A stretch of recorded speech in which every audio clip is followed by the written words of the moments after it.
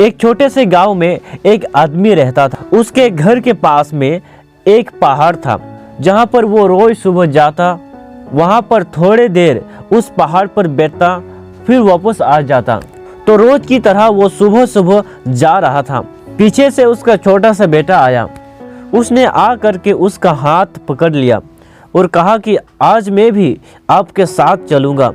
उसने पहले तो उसको थोड़ा सा समझाया और मना किया, कहा कि जो रास्ता है वो बहुत ही छोटा है और चढ़ाई बहुत ज़्यादा है, तो तुम मेरे साथ नहीं चल पाओगे।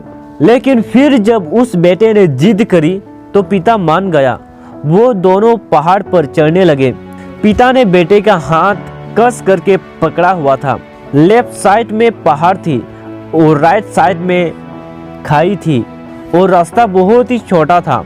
वो पहाड़ की चोटी तक पहुंचने ही वाले थे, तभी रास्ते में एक बड़ा सा पत्थर आया।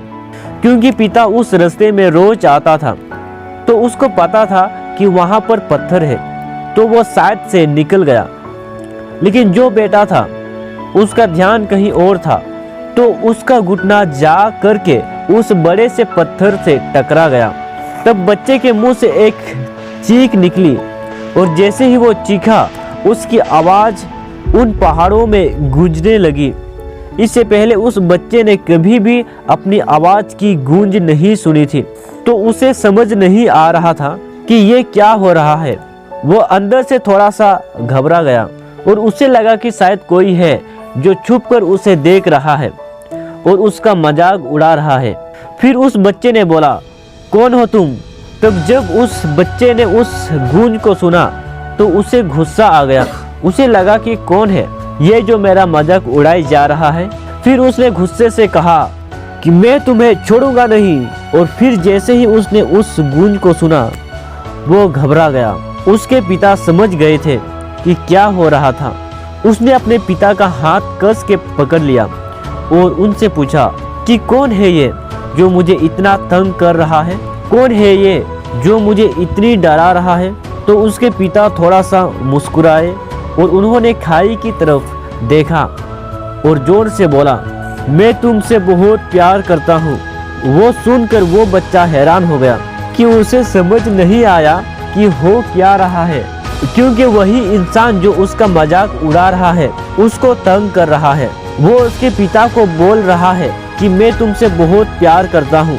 तो उसके पिताजी अपने बेटे को देखा और वो समझ गए कि उसके मन में क्या चल रहा है। फिर दोबारा उन्होंने बोला, तुम बहुत अच्छे हो। और ये सुनकर उनका बेटा थोड़ा सा मुस्कुराया और अपने पिता से कि ये क्या हो रहा है। फिर उसके पिता ने अपने बेटे को समझाया, ये जो आवाज़ तुम सुन रहे हो किसी और की नहीं है, ये तुम्हारी ही आवाज़ है जो कि पहाड़ों में गूंज रही है और तुम्हें अपने ही आवाज़ सुनाई दे रही है।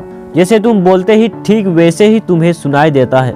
अगर तुम गुस्से से कुछ कहोगे तो पलट करके जो आवाज़ आएगी उससे भी गुस्सा होगा, लेकिन अगर तुम कुछ अच्छा कहोगे तो वो आवाज़ भी अच्छी होगी। बिल्कुल इसी तरह हमारी ज़िंदगी में भी होता है।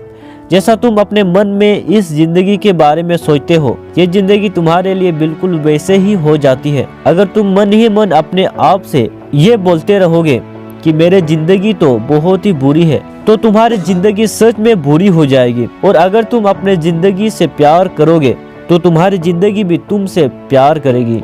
ये बात उस बच्चे के दिमाग में घर कर गई और फिर वो दोनों उस पहाड़ की चोटी पर गए। लेकिन बच्चे के दिमाग में यही बात घूम रहा था और फिर वो बच्चा खिलखिलाकर हंसा और उसने अपने दोनों हाथ खोले और अपने पूरी ताकत से बोला, मैं तुमसे बहुत प्यार करता हूँ।